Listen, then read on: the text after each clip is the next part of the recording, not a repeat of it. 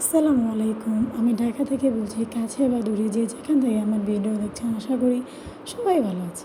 আমি বাংলাদেশি ব্লগার আরিফা থেকে বলছি। সবাইকে স্বাগতম আমার চ্যানেলে দেখার জন্য।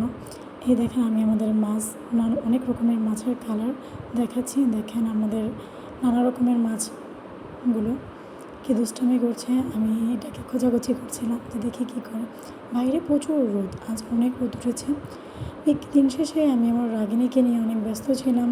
সে রাগ করে বসেছিল, তাকে রাগ ভাঙানোর জন্য চেষ্টা করছিলাম। সে রাগ ভাঙছিলই না, আমার সাথে কথাই বলছিল না। তারপর তার প্রিয় ধনে পাতা এনে তাকে দিলাম খাওয়ার জন্য। সে খেতে চাচ্ছিল না।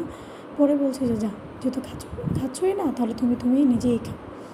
তারপরে আমার ক্ষুধা লেগে গেছে, আমি রান্নাঘরে যাই। তারপর দেখি যে আম্মু অনেক ধরনের রান্না করেছে।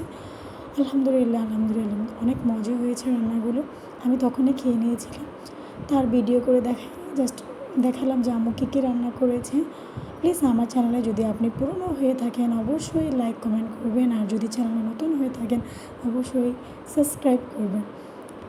আর আমার মা বাবার জন্য সবাই দোয়া করবেন যেন সবসময় সুস্থ থাকে, তাদের আল্লাহ একটা হায়াত দান করে। আমিন।